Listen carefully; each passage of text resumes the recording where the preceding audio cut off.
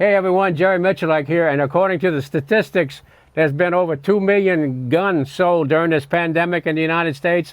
So somewhere in there, there's a bunch of new gun owners that bought America's favorite semi-automatic rifle, the modern sporting rifle in 5.56, the AR-15, guys. So we're going to talk briefly about what is an AR-15 and the ammunition choices and what's the differences. So to give you an idea, before we do this, I would really appreciate if you would subscribe to the channel. And tomorrow we have a really good video coming out on the ARs or the M16 or whatever you want to call them versus home defense ammunition choices, and it's going to be really good. Got a lot of high-speed photography on that one. So, but anyway, talking about what we have here today. The original guns were the AR-15s, which means Armalite and not assault.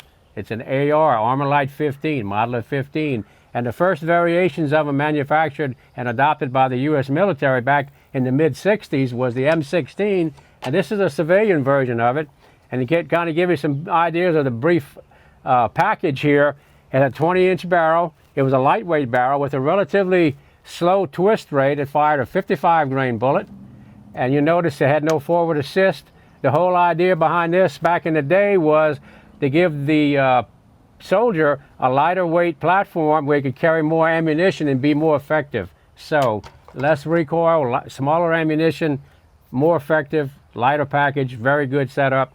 So what they have done through the years, they've changed the twist rate. They wanted it to be more effective at further ranges. So what we have now is the 5.56 round, which uses a 62-grain bullet, and it's a NATO chambering. So give you an idea what that means. This would be a good overview of what an M4 package would look like. It's a 16-inch gun with a carbine length gas system. So you notice this is a 20-inch gun with a rifle length gas system, which is a lot longer. This is a 16 with a lot shorter gas system, collapsible stock.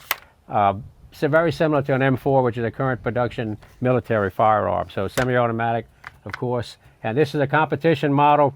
This also will give you an idea of the twist rate. This went from a 12 twist. The military issue rifles have a twist and 7, and that's to satisfy the need and the requirement to stabilize that 62-grain tracer or a 60-grain tracer, which is a very long projectile for the bore, so you have to spin it faster. Commercial variations like this, twist and 9, you can shoot anything from a 35-grain all the way up to a 77, 80-grain bullet, and a twist and 9 will usually do an excellent job of all of that. So this one has a twist and 9, this Smith & Wesson, and so does my competition rifle of choice, which is the Performance Center. And this one also has an 18-inch barrel. It's a NATO chambering with a twist and 9. So anything I put in it is going to shoot exceptionally well. But give you an idea of the ammunition available here. I've got a lot of ammo on the table.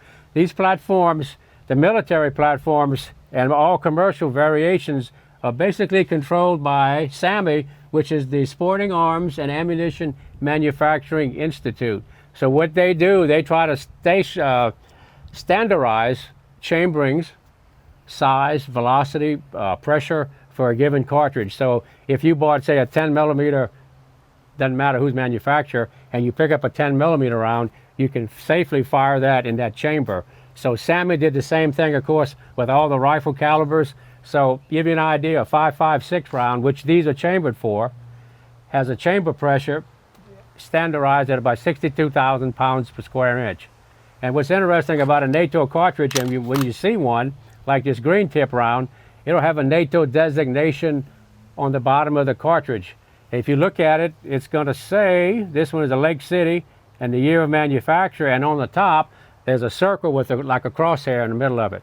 That's a NATO designated marking, which means if I picked up any NATO firearm chambered in 5.56, this cartridge is going to function at 100% of the time in an extremely wide variation of temperature and conditions. So that's what NATO cartridges, the designation means. And these guns are chambered in that.